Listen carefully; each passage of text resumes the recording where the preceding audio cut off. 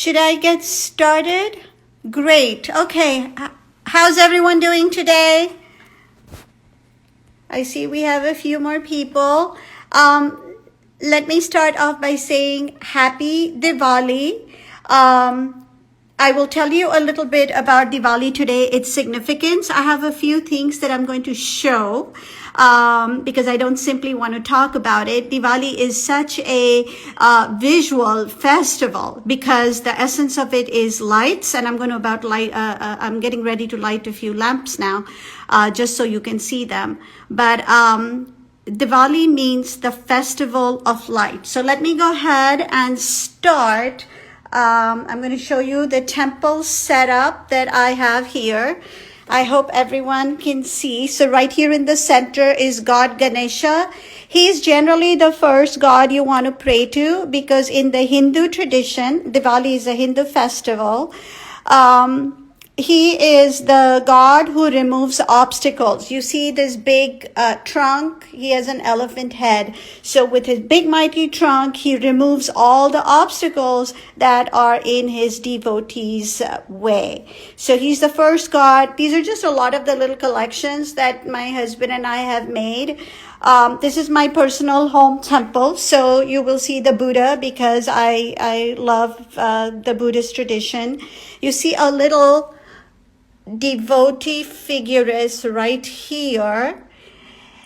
My husband is a devotee of Ganesha, and I have to tell you, we don't really buy all of these ourselves.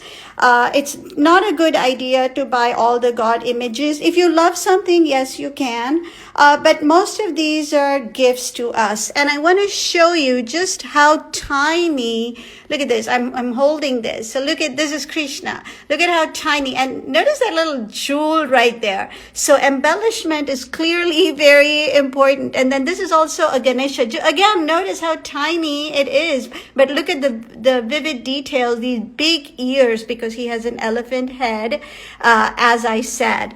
And then I'm not going to talk too much about this, but you see these, this row of 8 Ganeshas. Each one is different. I'm sorry, it's right behind this garland, but you can see each one is quite distinct. They're all handmade, and my husband is from the state of Maharashtra. You've heard of Mumbai or Bombay as it was previously known, and there are 8 pilgrimage sites in Maharashtra. So when we went there after we got married, it's considered a good thing to do, an auspicious beginning to married life. We picked up one of these from each of the sites that we went to. So let me go ahead and get started with lighting of the lamps. Diwali is the festival of lights. You can see that I am lighting like tea lights here, little candles, which is fine. It's very contemporary. It's very easy to clean up. You don't have to worry too much about spillage and clean up afterwards. Soot, that's a big problem with traditional diyas. So I've lit a few of those, 1 and 2 and 3 and 4. You can light as many as you want. But again, the essence of lighting the lamps is at nighttime. Today is the first day of Diwali. It starts in the evening, and it's called Dhanteras, which is kind of like worship of wealth or worship of the goddess Lakshmi. She's the goddess of wealth. Also gold, because that is a symbol of wealth. A traditional diya, I'm going to sit down here for a second so that my voice is not going up and down.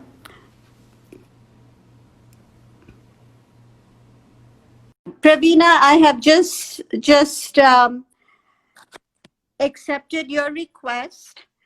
So going back here, hi Pravina. Hi, how are you? How's everybody doing? Yes. Continue, Aditi. Sorry. No worries. So let me light this traditional lamp. So as I was telling you, I have lit these little tea lights. As I said, they're very safe and you can light them in your home.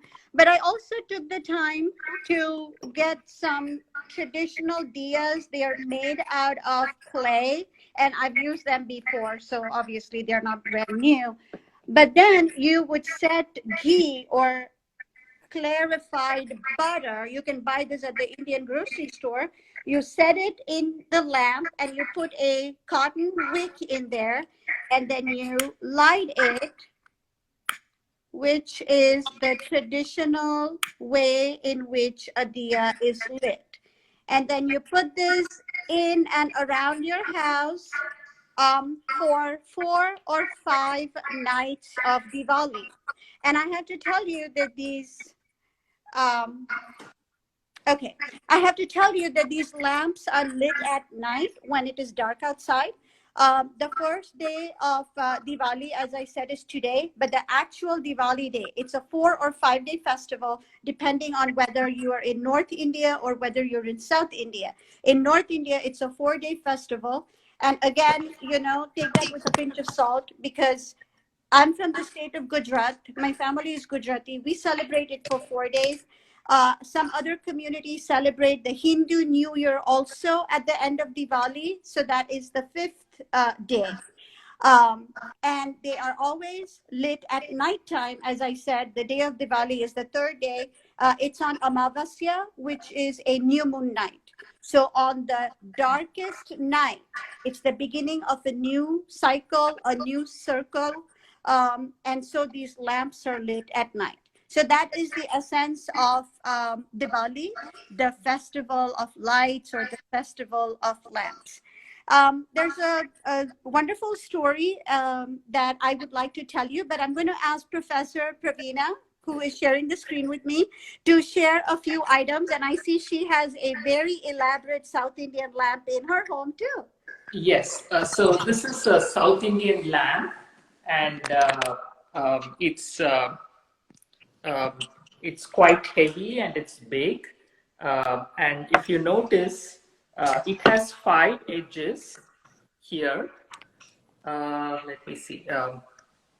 So the edges, there are 5 edges from which we can light the lamps. And there is, at the top, there is a swan. And this is supposed to be the symbol of elegance. And the 5 places to light the lamp signify the 5 elements of the earth that the earth is made up of. And I also want to add that preparations for Diwali start just like preparations here start a month in advance. Preparations back home also start very much in advance. It starts off with everyone who is working typically gets a festival bonus in their salaries, and that sets off all the activities, shopping for new clothes, and then shopping for new things to buy at home. Typically, it's traditional to buy something new, sometimes even gold. Getting the clothes. We Earlier we didn't just go out and buy the dresses that we wanted to wear. We had to buy the fabric and then we had to have it tailored. So that was the tradition, and we would wait to get our clothes back. Sweets would be made starting a week in advance. Sweets would be made at home, sweets and snacks to eat, and they would be stored in big containers. We couldn't taste them we couldn't taste them till Diwali. But it's tempting because they're all at home, and you have to wait 4 or 5 days to eat them. And so firecrackers are another important part of the festival, to continue the celebration of light. Um, just like fireworks, we have small firecrackers that people would burst either very early in the morning or in the night when it's dark, to signify Diwali, and that's usually accompanied by a lot of noise, and a little bit of sparks of fire going out in the air. I think this time, because of COVID and with a lot of respect to people who have breathing issues, the firecrackers are not going to be used much. Um, Aditi, do you want to add on to this? Yes, since you're talking about the lights and the firecrackers, I also wanted to add that gambling is very prominent during this time, because people play cards. They believe that the goddess Lakshmi, or the goddess of wealth, is in the vicinity, because they have cleaned their homes in preparation for this festival. So all the gods and goddesses, I showed you some of these images here. So in the Hindu tradition, images are imbued with powers. And that's why I said that people don't just go around on a spree buying them, because they are a gesture of goodwill, and they're very powerful. So generally, they will be given to you as gifts at your wedding or on a birthday, or if somebody comes to your house or goes on a pilgrimage or something of that sort. So playing cards, attracting goddess of wealth Lakshmi, is very important. I don't know if you can see the jewelry. This is a goddess pendant. She's the goddess Lakshmi. I have a matching pair of earrings as well, and matching bangles. So this is also a time when people either buy a lot of gold, or they will wear a lot of gold jewelry. Again, the meaning being, wealth is welcome into our home, and it's also setting a stage for the new year. So out with the old and in with the new, and you want to bring prosperity, you want to bring gold, all of those things into your home. I want to talk a little bit about the myth. So why do we celebrate Diwali? Um, I'll just give you a very quick history lesson. You can see the image right here. The image in blue right here is Lord Rama. And then this is Sita and their two sons. And they are central to the story of one of the two epics in India, and that is the Ramayana. Scholars place the Ramayana to 2,500 to 1,800 years old, although there are some accounts that say only in certain parts of India it's that old, while in other places it's only like 500 years old. But one of the myths, there are many myths, but one of the myths is that Sita was abducted by Ravan. He was a demon king of the what is called Sri Lanka today. Again, this is a myth, so don't take it literally. And there was a war between the good Ram, who was trying to get his rightful wife back, and the demon Ravan. And after the 10-day war, the fight was over, they were making their journey home. So when they were coming home, all of the roads in those days, the trails, the paths, they were lit by these oil lamps that I just showed you, by all of the citizens who were awaiting Rama's return home with his wife. And so it's kind of a homecoming, coming back to things that are right. And so the light is not only a symbol of light over ignorance or darkness, but it's also the victory of good over evil. If you go to India during the election season, which we just had here, by the way, but in India, if you were to go during elections, a very common phrase that's used is called return to Ram Rajya, or getting back to the rule of Ram when everything was perfect, everything was in its rightful place.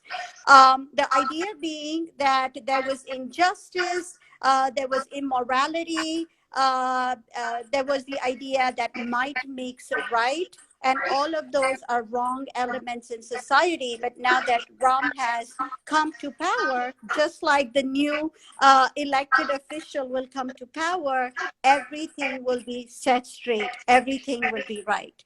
So that is the myth of Ramayana. While it's very ancient, you will read a lot about it. It was popularized by Joseph Campbell when he talked about the journey of the hero or the mythic hero. And he has a pattern that he has laid out, phases of the life of the hero. And one of them is abandonment or having to leave in order to pursue the higher knowledge. And then there are a series of trials and tribulations, and then finally a homecoming. And so Rama falls into the same pattern of a mythic hero as Jesus and Muhammad and Buddha, and prior to that, Gilgamesh and some of the great pharaohs of antiquity. So Rama fits very much into the idea of the mythic hero, and you will study it even today if you were going to take a class in religion, philosophy, popular culture, and even in multimedia, because there are so many TV serials that are based on this story. Um, Pravina, Yes. Um, did you want me to add something more to if what you you would said? like, yes. If you want to talk about some sweets, I put up a few pictures here. Yeah. So yes. So the there are many kinds of sweets that are made, and traditionally we're not too much sweet eaters, but these festivals are a time to indulge, and it's also a tradition that we exchange sweets that we make at home. So one of the things we would be doing on Diwali morning was to take sweets and distribute them to our neighbors, or take them and distribute them to our relatives, and that would take quite a bit of time on Diwali morning. I also want to add that the focus really is on the light. And so when we talk about light, one way that we all can interpret it is as wisdom and knowledge winning over ignorance. And because we celebrate it not once, but we repeatedly celebrate it every year, that's uh, that's a that's a way for us to remember that knowledge is not limited, wisdom is not limited. We can always expand, and we can start afresh, we can start new every year. So it's like a reminder for us. um, uh, and I think politically also we see that with every election is something new is being promised. And with every election, when there is a new government coming in place, we look forward to new things and new changes. um, and Aditi, do you want to add something more to this? Yes, I want to mention that one way in which we decorate our homes is with uh, uh, like colored powder known as rangoli in North India and kolam in South India. It can be outside of your home, but many people also make these beautiful designs. I picked this one because it also, look at the tea lights in there. So it's kind of like a visual effect of color and pattern, design and light. So you can illuminate your own home with these very beautiful or sometimes simple designs. And at the end of the day, when the festival is over, you would sweep this up and generally put it out like in your plant soil if you don't have a backyard. The idea is not to really throw it out, like you wouldn't put it in your trash can or garbage or anything like that.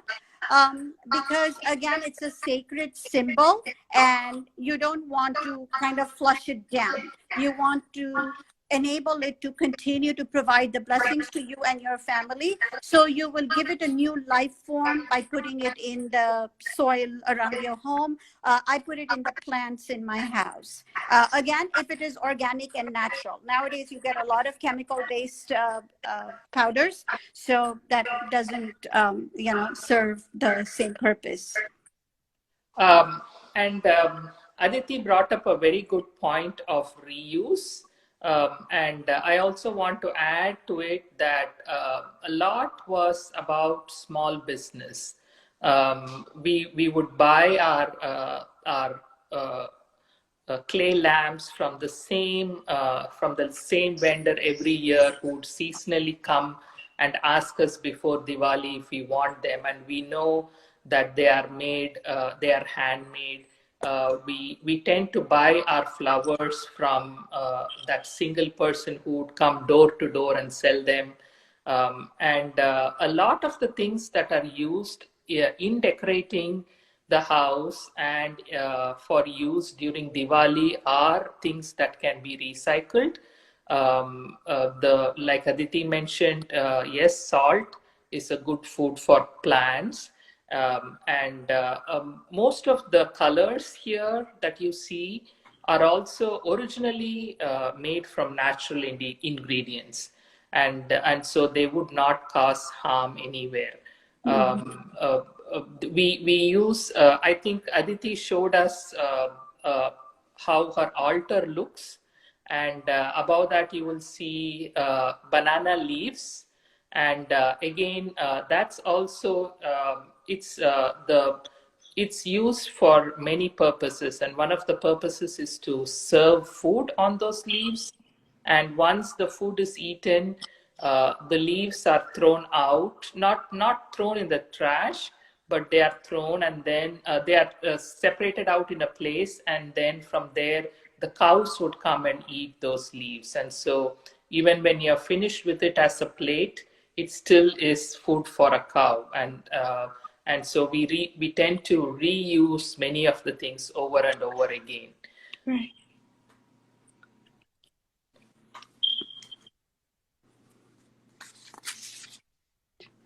Um, Pravina, I don't know if you do this in your home, but traditionally in India for Diwali, moms and aunts, like the older women in the family, they Mhm. would get together in the afternoons and they would Mhm. like make all these savory and sweet things Right. that are offered to guests and exchanged Yes. in the social setting that you talked about earlier. And I'm Mhm. just wondering if you make any of it in your house. I do, yes, I do, but I don't, when my mom used to make it, they used to be in like containers this big. Mine Yes. are more like smaller. Yeah. And I think we never worried about calories back then, but I'm painfully aware of how many calories are in.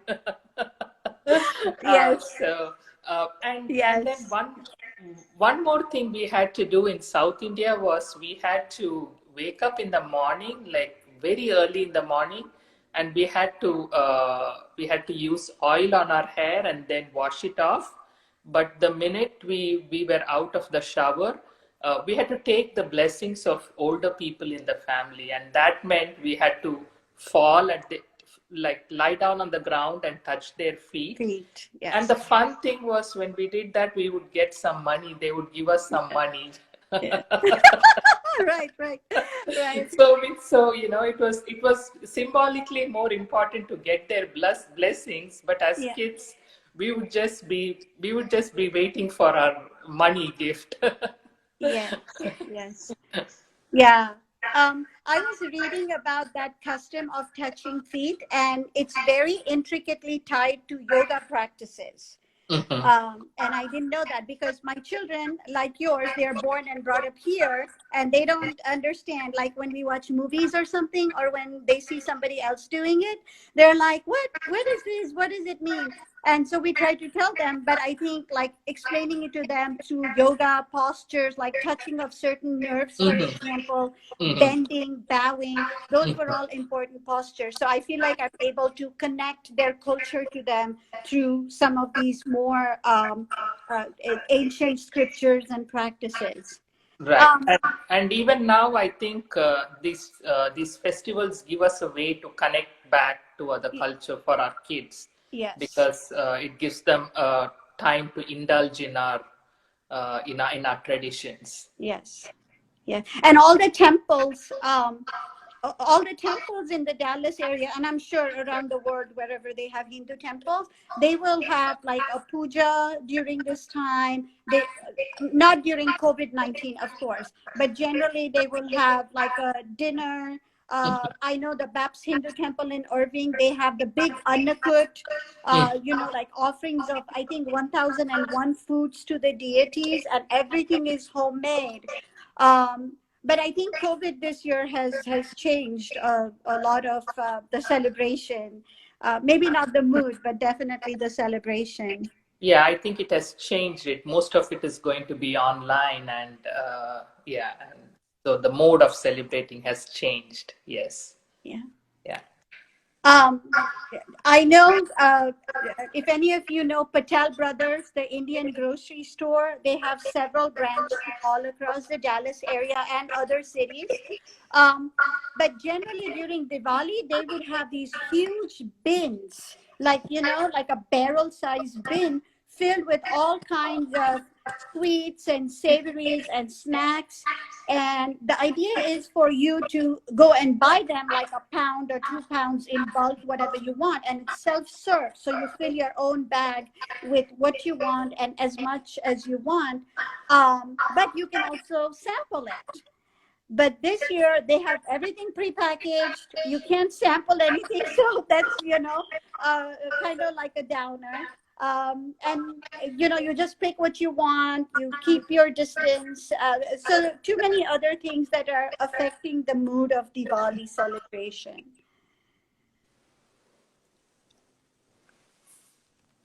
Do we have any comments? How do you plan to celebrate this time with COVID? Do you want to get that first, and then I will? For me, with the COVID, so I'll start off what happens before the COVID. So before the COVID, we would have parties, and it was like a Diwali party where we would all dress up in in the traditional clothes like we have on right now, and elaborate food and getting together. This time, it's for us at least, it's more about reflection because we are not going to be having a lot of get togethers. And I think this time, it's more gives us more of a chance to really emphasize on why we do certain things, and to just enjoy the family time more than anything else. And hope that we are able to get back to pre-COVID times for the next Diwali. Right, right. My parents live here in Irving. So does my sister, her husband, and they have two daughters. My husband and me, we have two boys. So the 10 of us usually like will meet at my mom's house. She prepares a dinner. Sometimes we get sweets from out, but my mom really prefers doing all of it at home. So in years past, it was just nice. We would spend 4 or 5 hours together at my parents' house. My father would take the four grandchildren, my boys and my sister's daughters, and they would light the firecrackers in the garage and in the backyard. Um, and then, of course, the little kids would get gifts of money from grandparents. So that's how we would typically celebrate it. This year, I think it's going to be much quieter. My parents are in their mid 70s, so we really want to be very careful for them more than for us. So we might just go like my husband and I, we will wear our masks, no food. We've already decided that, but just go and greet them. But I'm most excited because this is, as I said, an auspicious time. And then also with Thanksgiving coming up in about 2 weeks from now, the Indian American in me is very excited by both these festivals. And it's going to be a time for us to move into our home. We have remodeled our house and we are ready to move in a week's time. So I feel like, despite COVID, at least we are able to celebrate in our own personal ways. Um, Pravina, I know one of the things we talked about was looking at the recent elections Mm-hmm. and the maternal side of our Vice President elect Kamala Harris has been under spotlight. Yes. And I thought maybe we can talk a little bit about that. Do you think more people Sure. will be aware of Diwali because, like, she is now going to be in the White House, or what do you think? Yes, her election, yes, does throw a lot of light on Hinduism. She's from the same exact place in Chennai that I am from, and so for a lot of us, it feels like we have won the election. um, but I also want to add that the class system that or the privileged class that we talk about here also exists in back home in India for us. And Kamala Harris is from the Brahmin community, and typically they have been pioneers. And so, even with respect to traveling out of the country to study or to conduct business, was pioneered by them. And so, they from the Brahmin group of people have, in fact, come out to study abroad maybe 30, 40 years before the rest of us have began doing it. And so, in a way, her her mom's success is not very surprising. She would have been very strong academically, and that motivated her. But her family also had the means to send her in, and so they could afford to do that, and which was not available to majority of the folks back in the 1960s. Of course, things have changed a lot now, and in this time and age, many more people from all walks of life in India do come to the US to study. And so it was a kind of a privileged class back then that they could afford, and they had the means, and then they also knew several people who had done the same thing and could share information and notes on how to do that.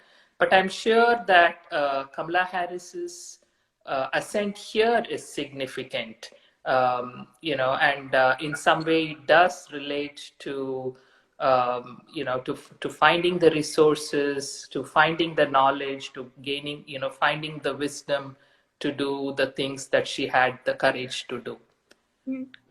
I also found it very notable and very progressive because her mother was a student from India. She came to do PhD here, Mhm. and she married a man from Jamaica.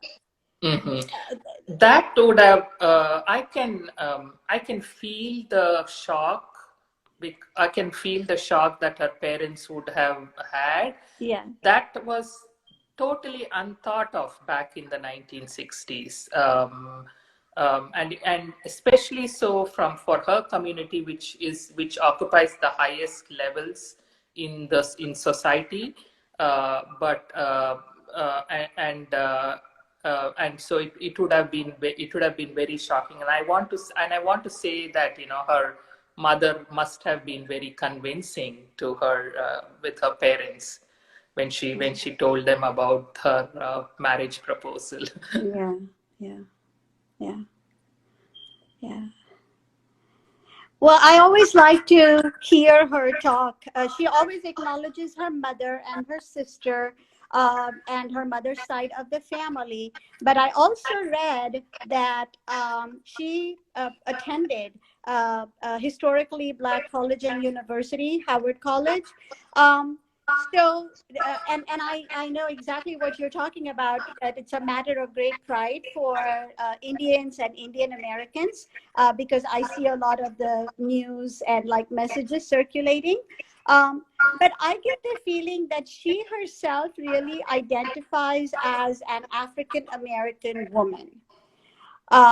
And of course, decisively, her identity was formed by her college education, and then, of course, the wonderful career that she has had.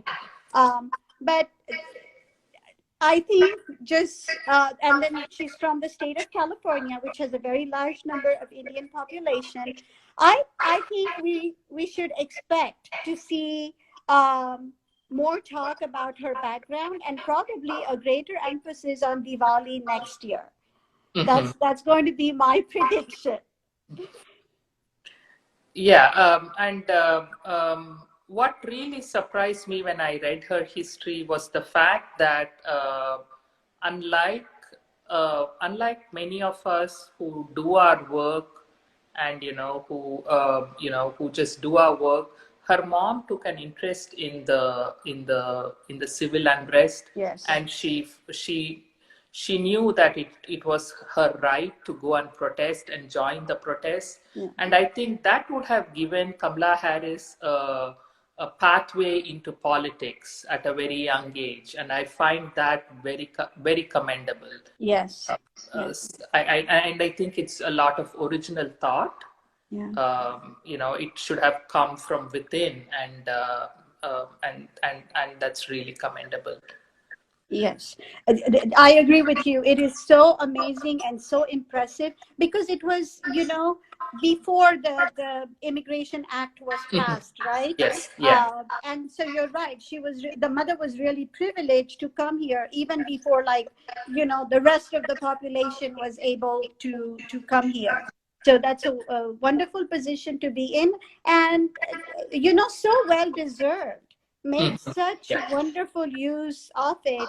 And Mhm. I would say she lit the path for so many others because now she's holding the highest office for a woman in the presidential election. So yeah, the theme of light, I saw that continuing with her election, because I thought, this she's like breaking so many barriers. Right. She Yeah. has lit the path for others. I mean, Mhm. any young woman, she can look at Kamala and say, yeah, I can too. Yeah, Yes. you have shown me the light. Yeah, and even though her mom came from privileged society in India, she definitely did not lead a very privileged life here. She was a single mom. She Mm. was a busy career woman, and I think for her children to be pioneers is an example for everybody that Right. yes, I can also do that. Right, right, right. You're absolutely right. Do we have any questions? Um,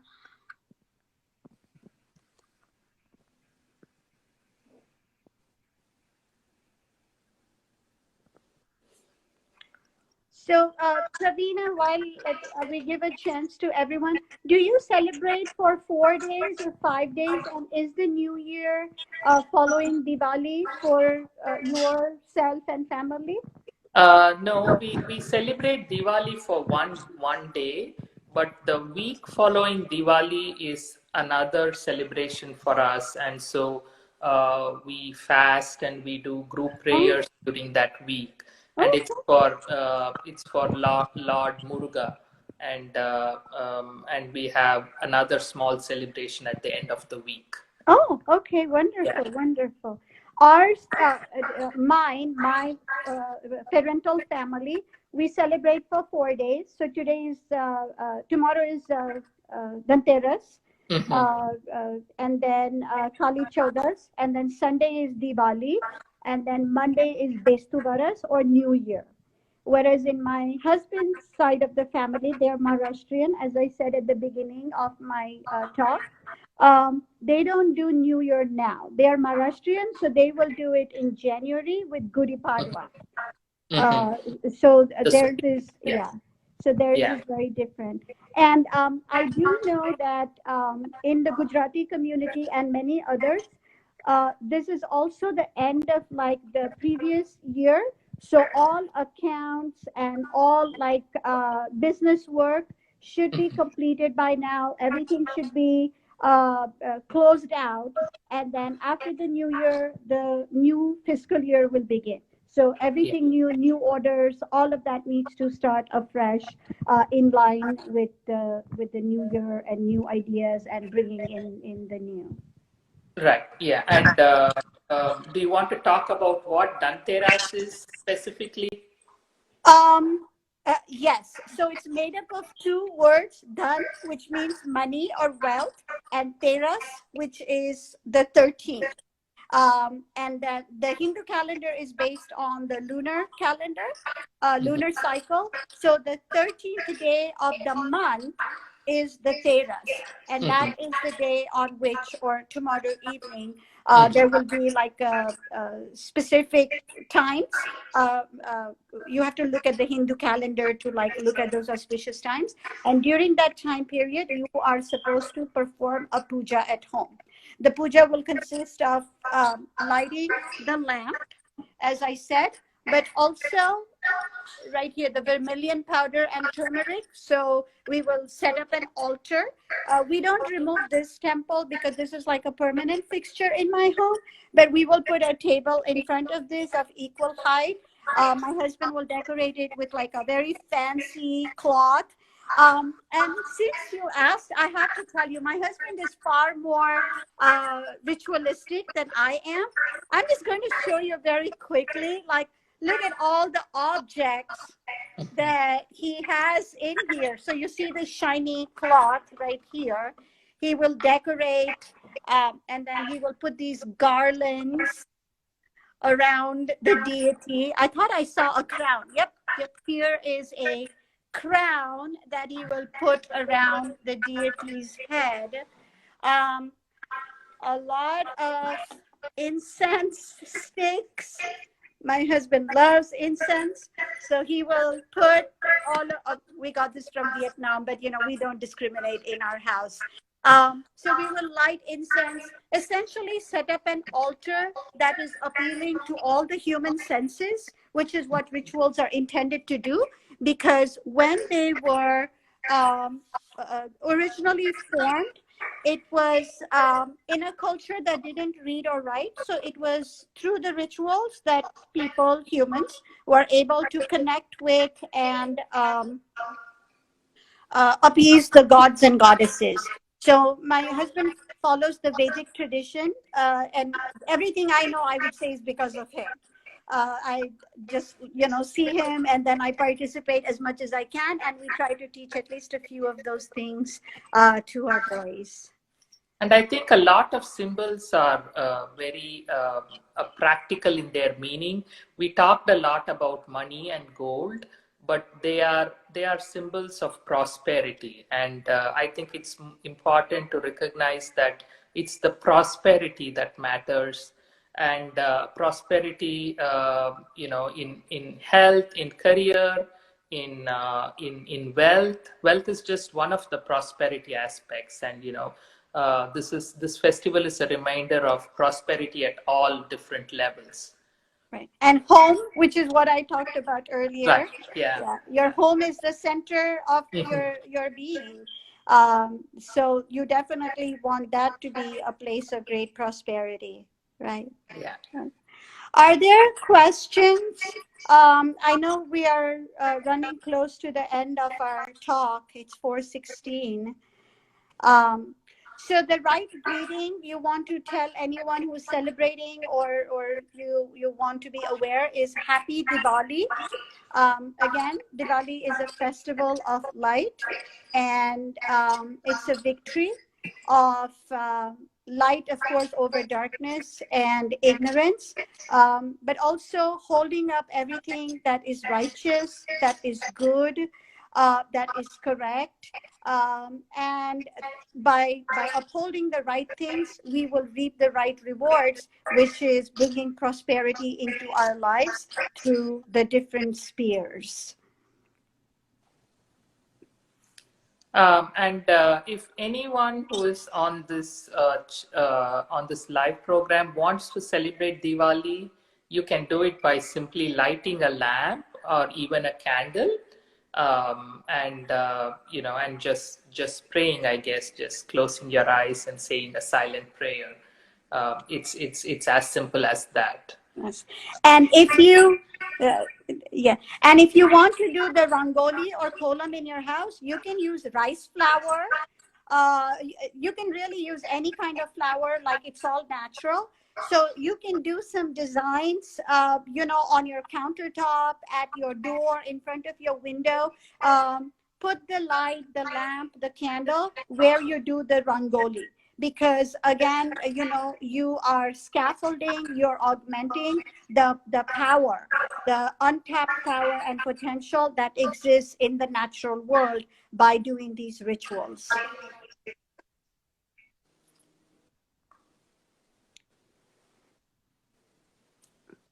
Well, Pravina, should we end? I just see a lot of comments, but I don't see any more questions. Question, yeah, I don't see any questions either. Yes, we do plan to celebrate Diwali on campus next year. You did it last year, right? We did it last year too. Yes, we had food, we had some activities, we had a booth, a photo booth, and so yes, we'll do something next year. Let me tell you this. I just remembered we had celebrated Diwali on campus many years ago, when I was the director of the Asian Studies program on campus. And things were a little different at that time in terms of, protocol and stuff. But Pravina, you know how we have that Lake Richland on our campus? Mhm. So we had faculty, staff, and students actually get these lamps, and we floated them on the Oh wow. Richland Lake. And it was a sight to behold. One of my colleagues and I did a presentation in the C140, the art gallery, which has all the glass, windows.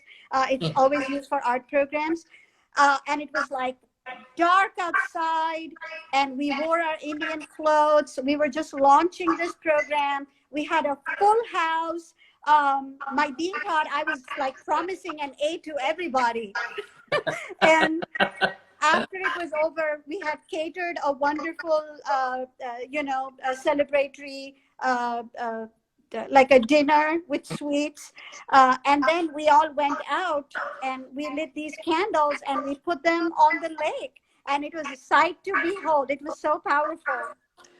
Well, maybe we can do it next year. You set the bar high though. Next year. Yeah, yes. If we're on campus, we should definitely do it. Uh-huh. Yeah. Yeah. Yeah. Well, I want to thank Pam and Michelle Navarro, and Mo as well for, helping us come up with these ideas, and of course all the technical help, because without that there's nothing I could have done. And then Mo, who had a session earlier today with her leadership team, and I think I saw her on here as well. So yeah, without my colleagues, I don't think I can do anything. And Pam, I should have called Pam at least 10 times today, and yesterday, asking her, how does this work? And I want to thank Pam and Michelle and Mo for giving us this opportunity to talk to the ALAS Club. We know that the ALAS Club is very active, and you've done a lot of things even during this COVID time. And so we're really grateful that we could come talk to you. Great. So, Pravina, don't hang up just yet, but we can say bye to everybody, and happy Diwali. Have a wonderful time. Stay safe. Happy Diwali, Um, everybody.